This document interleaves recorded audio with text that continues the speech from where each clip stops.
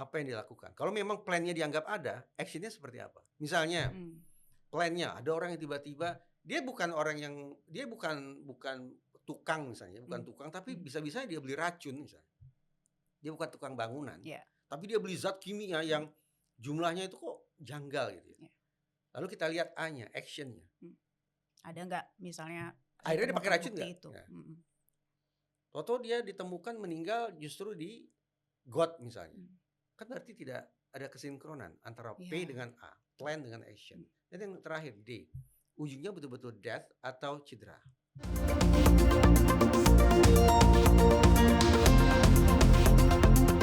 Halo teman interaksi, jumpa lagi di podcast Interaksi bersama Naila Husna, membedah suatu tema secara lebih mendalam, terkini, faktual, dan psikologi. Teman interaksi, pernahkah mendengar suatu kasus kematian yang dianggap bunuh diri namun terasa janggal? Bukti yang simpang siur, pengakuan yang berubah-ubah, atau berbagai kasus yang mungkin belum terungkap sampai dengan saat ini. Nah, kita akan membedah suatu tema psikologi forensik secara lebih mendalam di podcast kali ini bersama dengan seorang pakar yang terkenal lantang ya dalam menyuarakan pandangannya berkaitan dengan pembidangannya di ilmu psikologi forensik. Sudah tidak asing lagi bersama kami di studio interaksi Mas Reza Indragiri Amril. Mas Reza, terima kasih ya. Terima kasih Mbak Naila sudah memberikan ruang bagi saya untuk kesini. Ini menjadi penting buat kami juga Mas Reza untuk mengundang dirimu di sini karena supaya bisa menjadi insight ya bagi mereka yang mungkin juga ternyata baru tahu ataupun ingin mendalami ya bidang keilmuan psikologi forensik. Nah, Mas Reza, sebelum kita membahas ya berkaitan dengan berbagai kasus yang dianggap janggal sejauh ini, boleh dijelaskan dulu secara lebih sederhana nih Mas Reza berkaitan dengan ruang lingkup ilmu psikologi forensik dan tugasnya seorang psikolog forensik itu seperti apa? Untuk memahami psikologi forensik Mbak Naila, ini pertanyaan persis kalau di ruang sidang begini, awalnya kayak gini. Justru mulai jangan dari kata psikologi, mulai dari kata forensik dulu. Forensik apa? Secara bebas kita maknai saja sebagai hukum. Berarti psikologi forensik bersinonim dengan psikologi hukum. Oke, baru kemudian kita masuk ke kata psikologi. Mbak Naila pasti tahu lah. Ilmu mempelajari tentang tingkah laku dan proses mental. Berarti psikologi forensik apa? Ilmu yang mempelajari tentang tingkah laku dan proses mental manusia di ranah hukum. Manusia di ranah hukum siapa? Tergantung kita bicara dalam konteks pidana atau perdata. Kalau kita bicara pidana, karena tadi bicara pembunuhan atau kejahatan, maka manusia yang psikologinya dikupas di ranah psikologi forensik adalah pelaku, korban, saksi, dan personil penegakan hukum itu sendiri. Personil penegakan hukum itu siapa? Ada polisi, jaksa, hakim, plus advokat. Ada satu lagi sebetulnya, yaitu petugas pemasyarakatan. Jadi, psikologi forensik adalah ilmu yang mempelajari tentang tingkah laku dan proses mental polisi, jaksa, hakim, advokat, korban, pelaku, saksi, dan petugas pemasyarakatan. Oke, nah sejauh mana psikologi forensik ini terlibat dalam pengungkapan suatu kasus katakanlah pidana? Sekian puluh tahun silam ketika psikologi mencoba berkontribusi ke ranah hukum, apa yang terjadi di suatu persidangan di Amerika Serikat sana, tiba-tiba pintu ruang sidang terbuka dan yang masuk bukan sarjana hukum, tapi sarjana psikologi. Seisi ruang sidang itu terperangah. Mereka bertanya, ini makhluk asing dari mana? Apa yang saudara tahu tentang hukum? Ruang ini hanya tersedia bagi kami yang menekuni bidang hukum. Psikologi silakan angkat kaki. Itu menunjukkan betapa tanda petik arogannya para sarjana hukum terhadap kehadiran psikologi. Nah, kemudian psikologi secara usil, jahil, tengil mengatakan begini. Sarjana hukum belajar apa sih? Untuk siapa? Untuk manusia. Ini persidangan ini diselenggarakan untuk mengadili siapa? Manusia. Yang menyidangkannya siapa? Juga manusia. Pertanyaan, semasa S1 lah paling tidak, berapa banyak kalian wahai sarjana hukum belajar tentang manusia, psikologinya manusia? Garu-garu kepala kan semua orang jadinya ya. Akhirnya ini kalau mau rendah hati nih mungkin harus diakui iya juga ya. Kita ini setiap hari mencoba untuk mengatasi problematika hukum manusia, tapi ternyata perbendaharaan pemahaman kita tentang manusia amat sangat minim. Nah, dengan sikap mawas diri semacam itu, maka sejak ya mungkin Secara kebetulan sejak saya pulang ke Indonesia, saya sudah mulai diajak untuk terlibat di sejumlah lembaga penegakan hukum sampai sekarang. Mmm. Mulai dari Polri yang pertama kali, Ya. ketika saya membantu almarhum guru yang sangat saya hormati yaitu Pak Farouk Muhammad, Irjen Pol Profesor Farouk Muhammad, itu di Ya. Polri. Oke. Kemudian secara bertahap saya juga mulai diajak ikut serta membantu di Mahkamah Agung sampai sekarang di Pusdiklat Mahkamah Agung. Berarti bicara tentang psikologinya hakim. Apalagi kemudian saya juga diajak untuk membantu di Kumham, Direktorat Jenderal Pemasyarakatan, mendidik para petugas pemasyarakatan dan seterusnya. Itulah beberapa bentuk keterlibatan psikologi forensik secara praktis terapan bagi lembaga-lembaga penegakan hukum di Indonesia. Yang paling minim di mana? Di kejaksaan. Kenapa tuh? Saya nggak tahu. Suatu ketika saya hadir sebagai ahli di persidangan Tipikor di Jakarta. Lalu ada hakim anggota yang barangkali tidak bisa menahan diri bertanya begini, Saudara ahli, saya mau tanya tentang hal lain ya. Ya, silakan. Saya tahu saudara ahli kan sudah membantu di Mahkamah Agung karena kita pernah bertemu sebelumnya, itu kata hakim. Iya. Saudara pernah bantu polisi? Sudah, majelis. Saudara pernah bantu KPK? Juga pernah, majelis. Saudara pernah bantu jaksa? Belum pernah, majelis. Hei jaksa, kalian libatkan orang ini. Itu menunjukkan barangkali ternyata tidak serta-merta juga seluruh lembaga penegakan hukum dalam sistem peradilan pidana kita sudah cukup melek, punya keinsafan bahwa ternyata psikologi bisa loh berkontribusi mendukung kerja kita ini. Jadi masih minim ya sampai sekarang? Sebetulnya Indonesia sudah ada asosiasinya. Tapi saya tidak terus terang dengan segala kerendahan hati, saya yakin mereka cerdas, saya yakin mereka berintegritas, tapi seberapa jauh kemudian Asosiasi Psikologi Forensik membantu otoritas penegakan hukum, tentu saja sepatutnya ditanya kepada mereka langsung. Oke. Nah, apa mungkin ya mereka yang mungkin ingin mengambil ahli psikologi forensik itu banyak ketakutan, kecemasan, kok ini bidangnya berat banget gitu, gimana Mas Persepsi Reza awal yang sampaikan? muncul adalah ini meletihkan. Belajar psikologi saja kan tidak mudah ya. Tambah lagi kalau kita mendaku sebagai psikologi forensik harus melek referensi hukum. Bukan berarti kemudian kemampuan penguasaan kita akan ilmu hukum melebihi sarjana hukum, tidak. Tapi psikologi forensik saya yakini betul, saya tidak tahu ya kolega saya yang lain. Psikologi forensik itu kalau kita tempatkan antara psikologi dan hukum, kedudukannya tidak setara. Psikologi forensik kedudukannya lebih rendah. Kenapa?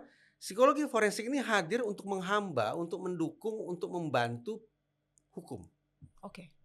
Karena posisinya lebih rendah, maka sang pengabdi, sang pelayan, sang pendukung ini harus sedikit banyak memahami cara berpikir sarjana hukum, menguasai kosakata dalam kamus hukum, membaca peraturan perundang-undangan dan sejenisnya. Dan itu dirasakan semakin meletihkan. Psikologinya saja sudah berat, apalagi sekarang kita juga harus kemudian mengadopsi gaya berpikir dan cara bertutur plus buku-buku atau peraturan perundangan tentang hukum.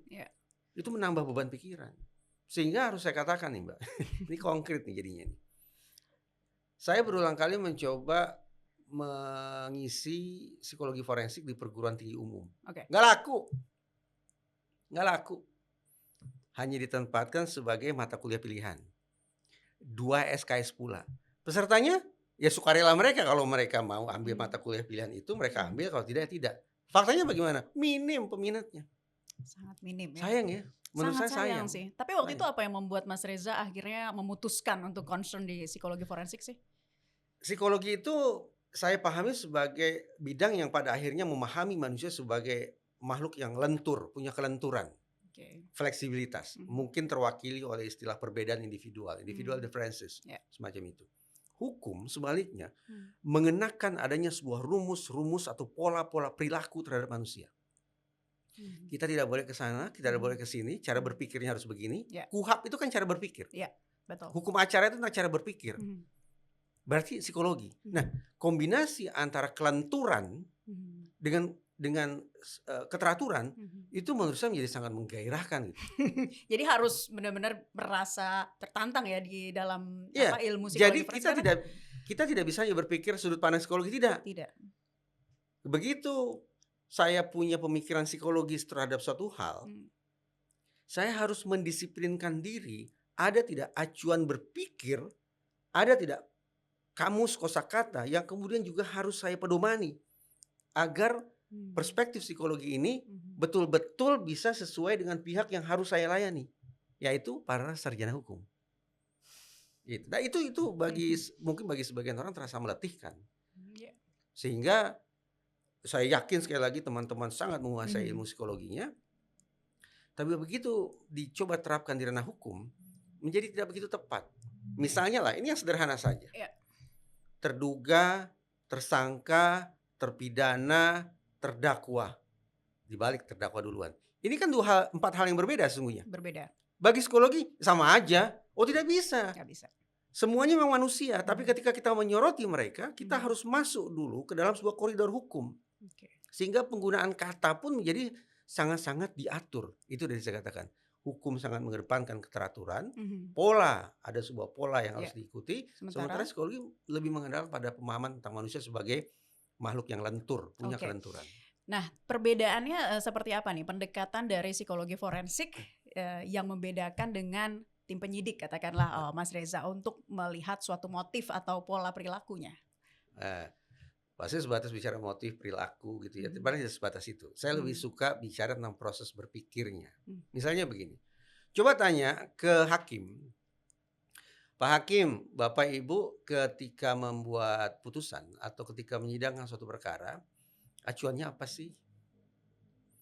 Acuannya adalah peraturan perundang-undangan, pembuktian di ruang sidang, ya normatif semua.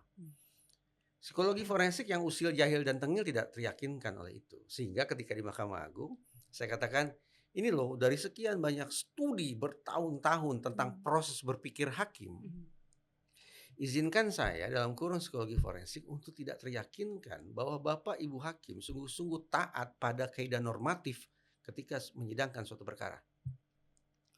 Kalau di Mahkamah Agung biasanya itu agak menyayat hati itu. Kalimat saya itu terasa agak memunculkan perasaan kurang senang. Ya mungkin karena hakim diposisikan lebih tinggi, disapa sebagai yang mulia, di sidang aja kedudukannya lebih tinggi daripada kita. Kita harus mendongak terus ke mereka. Lalu saya paparkan lah, ini loh sudut pandang psikologi yang melihat Bapak Ibu, manakala toganya ditanggalkan, palunya diletakkan, proses berpikir Bapak Ibu semua tidak ada bedanya dengan saya. Saya tunjukkan satu persatu sisi insani yang ternyata disadari atau tidak mewarnai alam berpikir hakim. Contoh,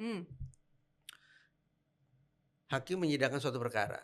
Berarti dia harus baca berkas perkara. Benarkah hakim 100% berkonsentrasi tentang perkara itu? Saya yakin tidak. Berapa persen tuh kira-kira? Saya pakai salah satu model nih sebetulnya. Jadi ilustrasinya begini, ketika Bapak Ibu sedang menatap berkas yang tebalnya segini, matanya ke situ, tapi pikiran Bapak Ibu adalah jauh ke depan. Bapak Ibu tidak semata-mata berpikir tentang bagaimana nasib terdakwa, tapi Bapak Ibu berpikir tentang bagaimana putusan ini berdampak terhadap nasib saya. Ini namanya strategic model. Jadi Bapak Ibu sungguh-sungguh menjatuhkan putusan tidak semata-mata demi kepastian, kemanfaatan, keadilan, dan kemanusiaan, tapi juga keamanan, yaitu keamanan karir Bapak Ibu ke depan. Ini yang disebut sebagai strategic model.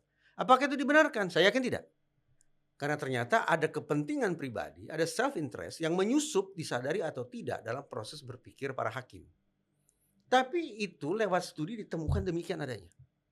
Nah, kemudian sekian tahun kemudian saya dipercaya Mbak jadi koordinator assessment center untuk seleksi hakim agung. Salah satu tahapan yang harus diikuti oleh para calon hakim agung adalah menyertakan portofolio.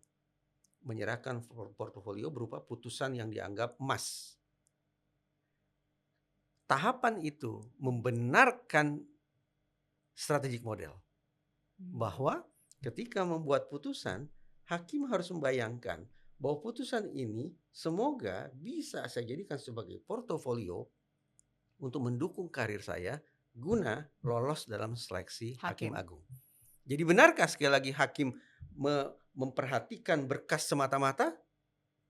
Fokusnya hanya pada saat itu saja? Tidak. Hakim berpikir ke sekian belas atau sekian tahun ke depan tentang dampak putusan bukan terhadap terdakwa, tapi dampak putusan terhadap karir saya. Mungkin itu sekali lagi terdengar agak kurang menyenangkan bagi Bapak Ibu hakim.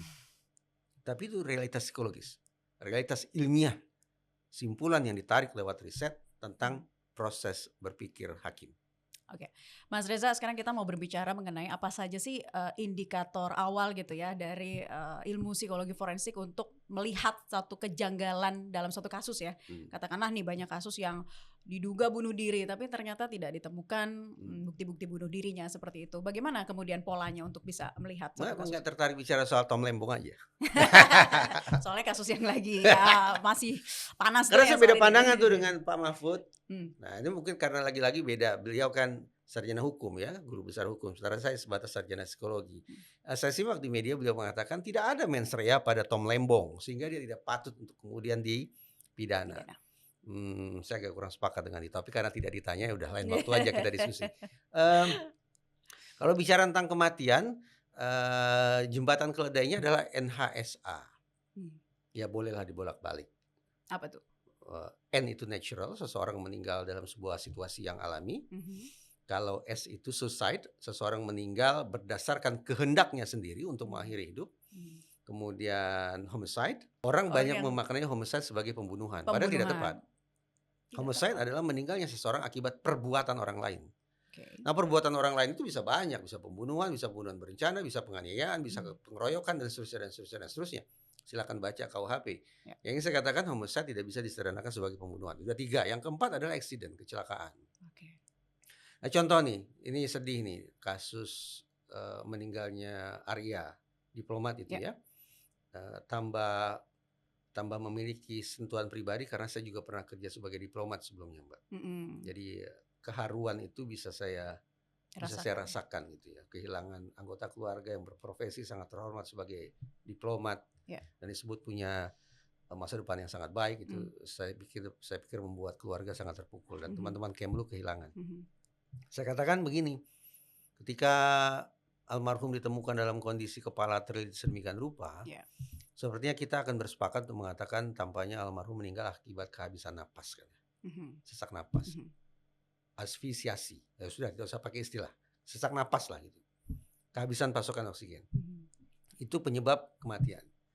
Pertanyaan yang harus dijelaskan jawabannya oleh polisi adalah situasi sesak napas itu jenisnya apa? Pertama, kita kembali ke NHSA tadi ya. Apakah sesak napas itu terjadi secara alami? Sepertinya tidak ya. Kondisi kepala terlilit lakban itu bukan situasi yang alami kan. Dengan begitu rapih ya? Iya, jadi sesak napas yang dialami oleh almarhum bukanlah sesak napas yang terjadi dalam sebuah situasi alami. Clear ya? Sepakat ya? Oke, kita sampaikan. Kemungkinan yang kedua, almarhum meninggal akibat sesak napas dalam situasi perbuatan orang lain. Jadi adalah orang yang secara sengaja melilit lakban ke kepala almarhum sampai kemudian almarhum kehabisan oksigen lalu meninggal dunia. Benarkah itu? Kalau bicara kemungkinan selalu ada. Tetapi bukankah dari pihak Polda Metro Jaya dan Kompolnas yang justru memberikan pasokan data kepada kita untuk kemudian punya alasan mengesampingkan kemungkinan ini adalah homicide? Contoh, dikatakan bahwa ada 2 kunci di kamar. Kedua kunci itu terkunci dari dalam. 1.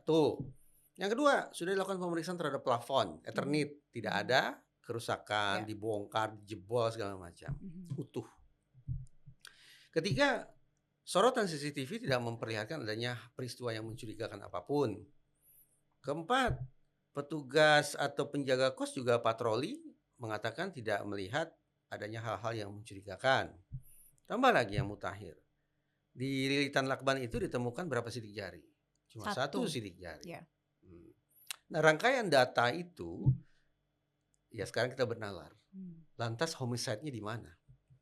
Sampai sekarang belum ditemukan ya sama sekali dari pihak kepolisian. Uniknya sejak kasus ini terekspos ke publik sampai hari ini kita ngobrol, pernah tidak dari Polda Metro Jaya mengeluarkan satu kata tentang pelaku?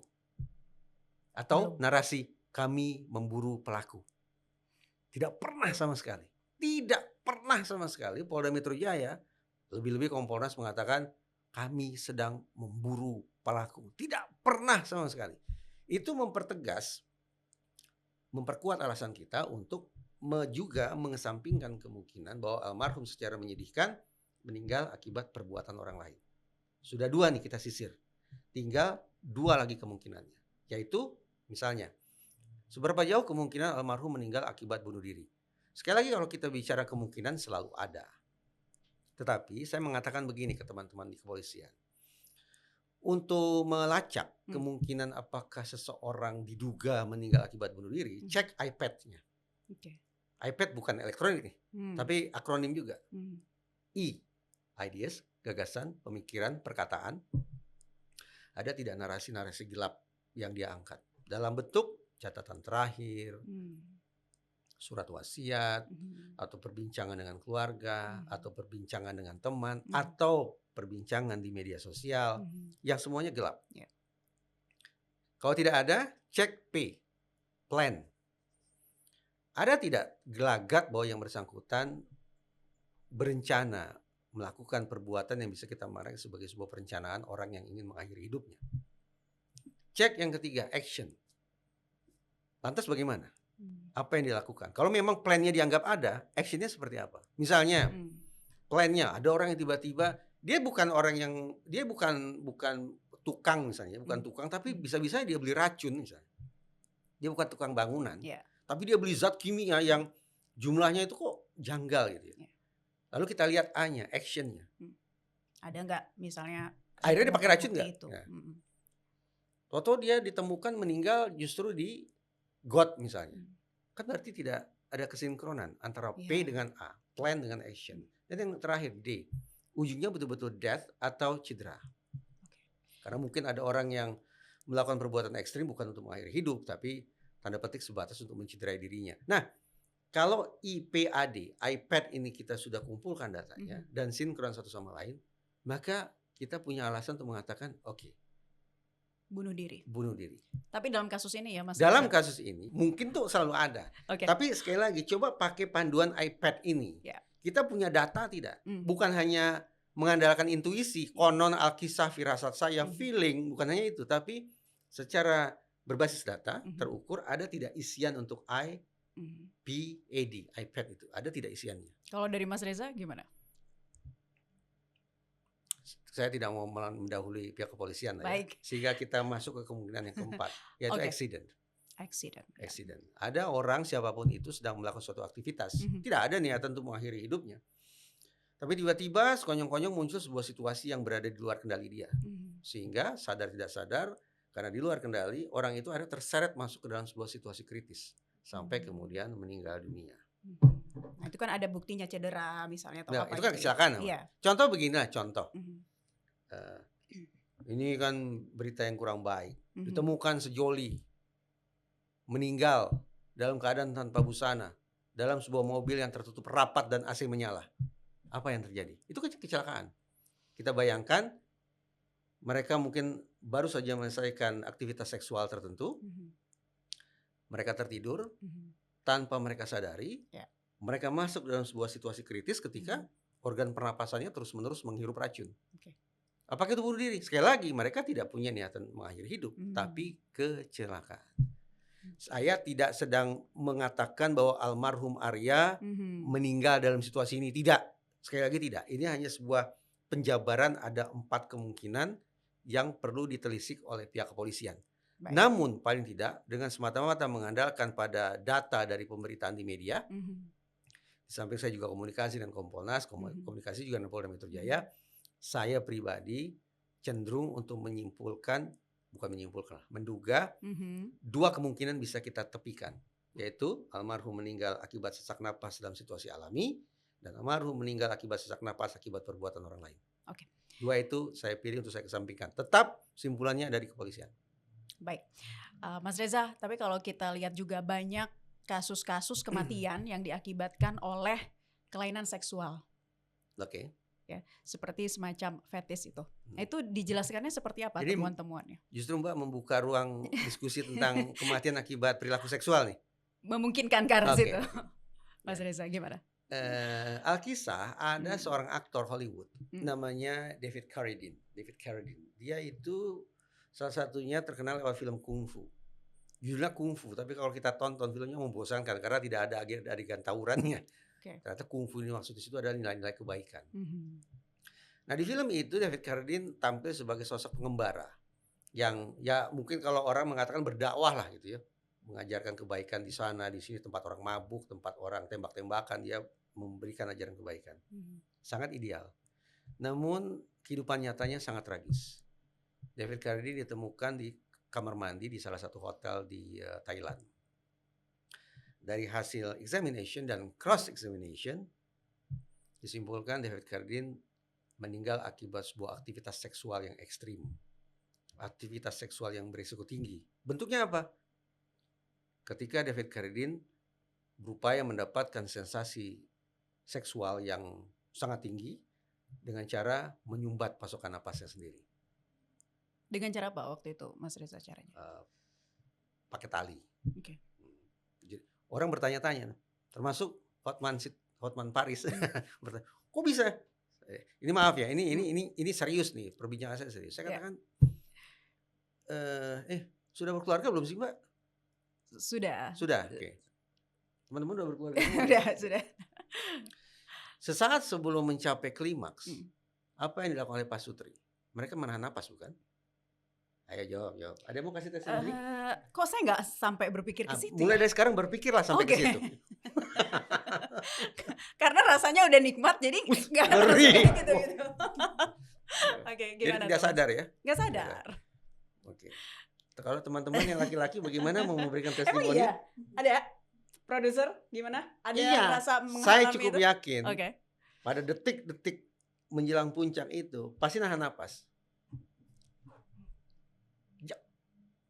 Melamunkan apa Mbak sesungguhnya?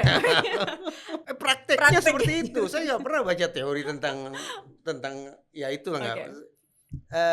Nah, ada orang-orang tertentu yang kemudian berpikiran kalau begitu guna melipat gandakan sensasi ini, kenikmatan ini, maka lakukan upaya untuk membuat sesak napas lebih lagi, menyumbat saluran napas lebih lagi, karena seolah berjalan paralel tuh. Semakin sesak napas, semakin ditahan napasnya, maka semakin nikmat. Ini viewers jangan menjadikan perbincangan ini sebagai sebuah pembelajaran keliru loh ya. Kita tidak sedang bicara tentang teknik itu. Sesungguhnya kita tidak bicara tentang itu kan. Gitu. Pembelajaran ya.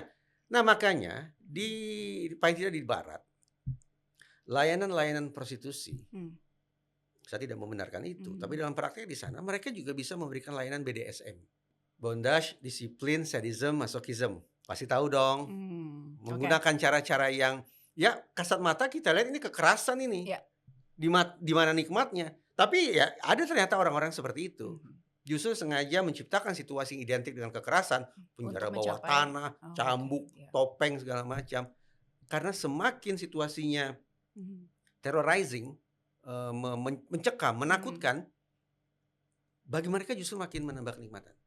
Nah, di layanan prostitusi yang memberikan BDSM semacam itu, syaratnya adalah satu, harus konsen. Ini kesepakatan dua pihak loh ya. Gitu. Tidak boleh satu pihak. Yang kedua, begitu mulai masuk ke titik yang diperkirakan kritis, ini BDSM-nya harus di stop. Karena kalau sampai meninggal atau cedera parah, kerusakan otak dan seterusnya itu bisa jadi pidana. Yang ingin saya katakan, orang-orang melakukan cara sumbat pasokan oksigen guna mendapatkan kenikmatan seksual yang sensasional itu diarahkan untuk melakukannya tidak sendirian. Kenapa? Ya supaya itu tadi. Begitu salah satu pihak sudah diperkirakan masuk ke titik kritis, mulai kehilangan kesadaran, matanya sudah terbalik, napasnya udah nggak jelas segala macam, maka penyumbatan pasokan oksigen itu bisa dibuka karena masih ada orang lain. Nah, David Carradine melakukan itu sendirian. Jadi begitu dia, ya saya tidak tahu mencapai klimaks atau tidak. Yang jelas ketika dia sudah berada pada jurang menuju kematian, tidak ada yang bisa menyelamatkan dia karena tidak ada orang lain di situ. Nah, itu contoh betapa paradoks sekaligus tragis ya. Ada orang yang kemudian mencoba mendapatkan kesenangan secara seksual, tapi justru dengan tindak tanduk yang ekstrim, yang beresiko tinggi, yang sampai bisa membuat orang akhirnya kehilangan nyawa. Tapi itu bukan bunuh diri. Karena sekali lagi yang bersangkutan tidak punya niatan untuk mengakhiri hidupnya. Ini kecelakaan. Dia sedang melakukan suatu aktivitas, apapun aktivitas itu, tapi tiba-tiba muncul sebuah situasi yang tidak bisa dia kendalikan, yang bersangkutan masuk ke titik kritis, kehilangan nyawa. Itu namanya kecelakaan. Kecelakaan, accident ya. Berarti ada, kalau kita lihat lagi ke kasusnya Arya nih Mas Reza, Saya nggak tahu. nggak tahu. Kalau dibawa ke almarhum, saya tidak tahu. 4 kemungkinan tadi sudah kita perbincangkan. Oke. Jadi seperti itu ya teman interaksi. Ini seru dan menegangkan nih, banyak istilah-istilah yang mungkin kita baru paham juga di Ya, sini mari Mas kita buka Reza ya. kamus, buka kamus Makanya ini. ya, kalau dibilang ini podcast 21 plus gimana, setuju gak nih? Saya pikir iya ya. Karena Baik. ada perbincangan tentang Ya. seksualitas, perbincangan tentang kekerasan, perbincangan tentang layanan seksual komersial. Ya. Ini 21 plus. Oke. Nah teman interaksi ini juga Tapi nggak Mas ngefek juga Reza. kalau di YouTube ya. Tetap nggak. Tapi ini jadi pembelajaran pengetahuan kita ya untuk Iya. menelisik lebih mendalam lagi soal ilmu psikologi forensik. Makanya banyak yang merasa kayaknya kurang yakin ya untuk mengambil pembidangan ini karena udah itu tadi mempelajari manusia berat juga, Belajar psikologinya aja kriminal. udah capek. Ya, Ya. itu dia tuh Mas Reza. Tapi memang kalau kita lihat lagi nih Mas Reza kan sering menjadi saksi ahli ya di berbagai kasus nih persidangan. Nah kalau Mas Reza itu yang paling aku ingat itu adalah seringkali menerangkan tentang jiwa korsa dan lain-lain sebagainya itu. Ya karena Itu boleh karena diceritakan lagi? kebetulan itu kan kasus Sambo kan saya. Sambo, Kasus Sambo. ya. Eh, Apa waktu itu yang ingin ditekankan kembali di sini? Oh justru ini ada kemiripan situasi antara Richard Eliezer dengan Tom Lembong. Silakan Mas. Nah, Richard Eliezer yang melakukan penembakan Ya. terhadap mendiang Brigadir Yosua. Barada gitu ya. RE ya. Ya. Richard Eliezer kan mengatakan begini, saya diperintah dan tidak bisa keluar dari situasi itu. Kalau dalam psikologi forensik istilahnya adalah superior order defense.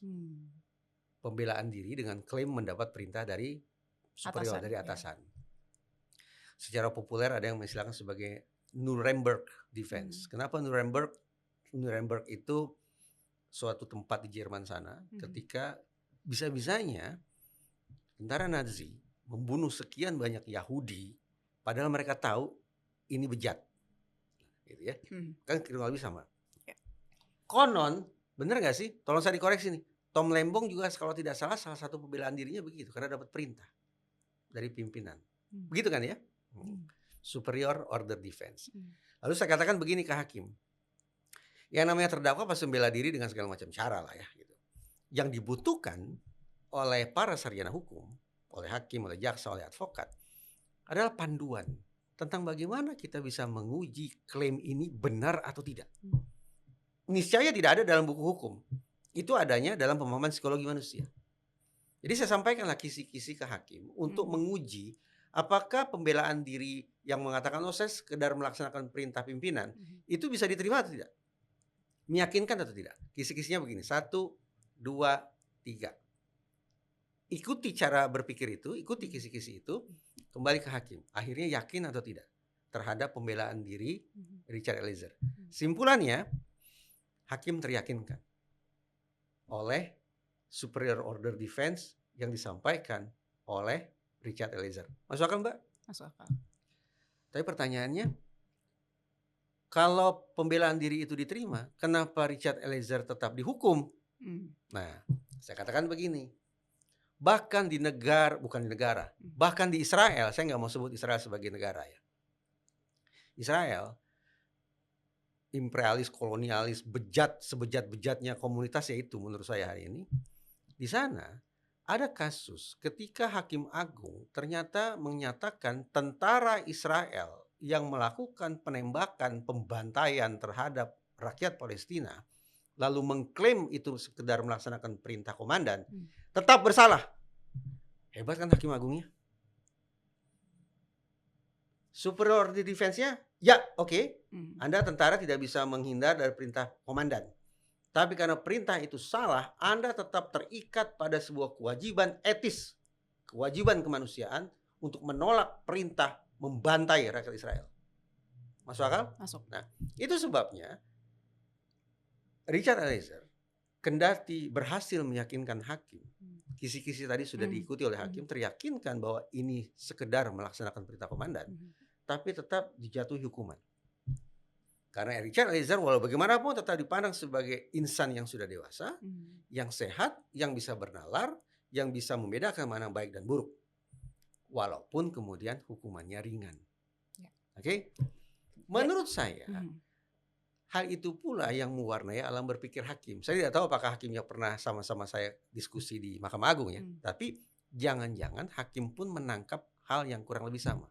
Bahwa betapapun misalnya Tom Lembong mengatakan, mengklaim saya sekedar melaksanakan perintah pimpinan, tapi hakim menilai bahwa perintah itu salah dan saudara tetap melaksanakan perintah itu, maka superior order defense-nya diterima, tapi hukumannya dibikin Ringan. 4,5 tahun. Jadi Mas Reza di situ balik lagi dengan teori 4-3 tadi itu Ya, ya, itu mengarahkan untuk hakim. Pak Mahfuz mengatakan tidak ada mens rea. Hmm. Dengan segala hormat, ya saya pahami mens rea itu bukan tipe, tapi level. Pada Tom Lembong ada mens rea-nya, levelnya di bawah. Suatu saat kita bisa diskusi tentang itu. Mungkin yang dimaksud oleh Pak Mahfuz itu adalah motif. Oh ya. Tom Lembong tidak punya motif untuk melakukan korupsi. Saya tidak tahu. Tapi kalau dikatakan Tom Lembong tidak punya mens rea, menurut saya tidak tepat. Karena mens rea bukan tipe, tapi level. Level Tom Lembong dari apa yang saya simak di pemberitaan ya, ada mens rea-nya pada level yang terbawah. Istilahnya negligence. Vonisnya apa? Salah. Tapi dibandingkan dengan level 2, 3, 4 memang tingkat kebersalahannya paling ringan. Sehingga kalau divonis bersalah hukumannya juga harus ringan. Dan itu yang terjadi pada Tom Lembong. Karena hakim melihat mens rea-nya ada pada level bawah, sehingga superior order defense juga diterima, sehingga divonis bersalah tapi hukumannya ringan. Superior order defense itu kurang lebih seperti relasi kuasa gitu ya. Kurang lebih begitu ya. Ketika Tom Lembong, tolong saya dikoreksi kalau saya salah ingat nih. Tom Lembong kurang lebih lewat penasihat hukumnya mengatakan ini kan sekedar melaksanakan perintah presiden. Kurang lebih seperti itu. Oke, itu superior order defense di situ. Ya. Baik, Mas Reza, tapi apakah sejauh ini ya kalau kita berbicara mengenai psikologi forensik, apakah analisanya ini sudah cukup dilibatkan dalam proses hukum di Indonesia? Kalau menurut Mas Reza seperti apa? Psikologi forensik baru dinyatakan secara internasional sebagai spesialisasi itu pada tahun 2001 atau 2002. Jadi umurnya memang sangat-sangat belia. Belia ya. Dibandingkan dengan klinis misalnya kan ya. Mbak Nela klinis kan? Saya industri organisasi. Oh itu udah lama juga tuh. Industri organisasi itu tokoh awalnya justru dari klinis kalau tidak salah ya. Saya lupa. Kalau tidak salah. Penerapan psikologi klinis di ranah industri. Di ranah industri ya. Tapi kembali ke pokok persoalan, itulah tahun 2001 atau 2002 APA, American Psychological Association menyebut psikologi forensik adalah bidang spesialisasi tersendiri yang bukan psikologi klinis, bukan psikologi sosial, bukan psikologi industri dan seterusnya. Di Indonesia bagaimana? Secara umum saya lihat otoritas penegakan hukum sudah bisa lebih menerima kehadiran atau kontribusi psikologi. Berkat kehadiran Mas Reza juga yang sering diundang. Saya tidak akan mengklaim seperti itu. Lalu? Tinggal lagi akhirnya pemanfaatan psikologinya oleh siapa? Oleh polisi, oleh hakim, oleh jaksa, atau oleh advokat. Kalau saya terus terang, kehadiran saya di ruang sidang, Mbak Naila, itu lebih banyak berdasarkan permintaan terdakwa. Berarti pemanfaatan psikologi forensik paling tidak terhadap saya ini lebih banyak sejauh ini oleh advokat, bukan oleh penyidik. Adakah penyidik? Ada. Saya masuk dalam penanganan sejumlah kasus dilibatkan oleh penyidik, tapi secara total jenderal lebih banyak dilibatkan oleh teman-teman advokat. Keberadaannya jadi kalau menurut Mas Reza sejauh ini ya dari 2001 tadi ya sampai sekarang 2025 itu kalau apa saya sudah pribadi, cukup diterima? Kalau saya pribadi diterima oleh advokat dan itu artinya bertentangan dengan otoritas penegakan hukum yang lainnya. Jadi kesimpulannya untuk ke depan gimana nih Mas? Berarti psikologi forensiknya saya tidak tahu kolega saya yang lain, psikologi forensiknya saya lebih sering digunakan justru untuk mengkritisi kerja lembaga-lembaga dalam sistem peradilan pidana kita. Polisi, jaksa, hakim justru lebih menjadi sasaran kritik oleh para advokat, termasuk dengan menggunakan sudut pandang psikologi forensik. Sebentar ya. Advokat mendukung penegakan hukum loh Mbak, advokat Iya. mendukung penegakan hukum, tapi Mhm. bentuk dukungan mereka adalah justru mengkritisi kerja Mhm. dari kepolisian, kejaksaan, dan Mahkamah Agung. Tapi itu Oke. harus kita pahami sebagai bentuk dukungan terhadap penegakan hukum loh. Mhm. Jangan dikatakan advokat sudah merusak proses penegakan hukum, tidak begitu maknanya. Mhm. Oke. Bila ada tekanan atau intervensi terhadap jalannya proses hukum, gimana seorang psikolog forensik menjaga independensinya? Saya tidak punya rumusan khusus tentang itu. Hmm. Tapi insya Allah saya istiqomah hari ini, saya bukan tipe orang yang bisa dipegang kepalanya. Itu saja, natural saja. Kalau saya tahu, saya berikan perspektif saya. Kalau saya tidak tahu, ya saya katakan tidak tahu. Sudah. Hmm. Kalau saya diminta hadir di ruang sidang Hmm. atau pada saat BAP, saya selalu begini. Disclaimer, poin pertama yang saya sampaikan, harap dipahami, betapapun saya didatangkan oleh saudara, oleh instansi saudara, tapi saya membuka diri terhadap pertanyaan dari pihak yang berlawanan dengan saudara. Jadi pertanyaan apa akan saya jawab. Saya tidak punya kepentingan untuk kemudian mengemas jawaban saya sesuai kepentingan saudara. Kalau itu disepakati, oke, kita lanjut. Kalau enggak, ya sudah selesai. Kan kita terikat kode etik juga ya Mas ya, ada Tepat, sumpahnya. tepat. Oke, ini kayaknya kita sudah 40 menit, nggak terasa ya Mas Reza perbincangannya. Sebenarnya masih banyak lagi nih kalau kasus-kasus lama yang mungkin belum terungkap ya dari zaman dahulu. Ini Karena sebelum ruang- saya lahir itu ini. juga masih ada ya Mas. Ini orang jitu untuk mengupas kasus Tom Lembong dari sudut pandang psikologi forensik. Kita Kenapa? Karena Mbak pertimbangkan ya. Naila juga orang psikologi. Iya, kita hanya perlu buka whiteboard supaya netizen bisa mengikuti Oke. diskusi kita gitu. Tadi udah dibuka tuh spill-spillnya udah nanti ya. Sehingga buat kita bisa next simpulkan episode. akhirnya apakah Tom Lembong pantas atau tidak divonis bersalah. Oke, terakhir deh nih Mas Reza sebelum menutup ya. Closing statement mungkin juga bagi mereka ya agar psikologi forensik, cabang ilmu psikologi forensik ini semakin berkembang di Indonesia. Silakan. Belajar hukum. Sarjana psikologi perlu belajar hukum. Bukan berarti kemampuan kita melebihi sarjana hukum, bukan. Tapi sekali lagi psikologi forensik saya pahami dengan segala kerendahan hati sebagai disiplin yang menghamba, yang melayani, yang mengabdi, yang mendukung hukum. Sebagai pelayan kita harus paham cara berpikir majikan kita. Sebagai pengabdi kita harus ikuti kosakata yang majikan kita gunakan. Sebagai pendukung kita harus baca buku-buku yang dibaca oleh majikan kita. Selama psikologi forensik enggan mengalokasikan energi untuk baca hukum, ya itu jadi psikologi. Bagus, tapi apakah psikologi forensik? Menurut saya, ya biarkan otoritas penegakan hukum yang menilai. Apakah ini betul-betul memberikan manfaat terapan atau tidak bagi dunia hukum. Baik, jadi psikologi forensik dan dunia hukum ini harusnya saling berdampingan ya. Harus. Bukan berdampingan. Ya. Psikologi berada pada posisi lebih rendah Lebih rendah. dalam pengertian melayani, mengabdi, mendukung hukum. Dan sekali lagi kalau mau ke psikologi forensik ya harus siap mentalnya ya, Iya, dengan betul pelajaran ilmu antar manusia aja Wah, udah itu betul. ribet ya. Ini terakhir. Ya, terakhir. Dalam sebuah interaksi psikologi kita ditempa, dikondisikan untuk saling percaya, saling menghormati, betul? Betul. Situasinya adalah situasi yang terapeutik, mendukung pada menyelami perasaan. Ya. Di ruang hukum situasinya adalah adversarial. Apa? Permusuhan.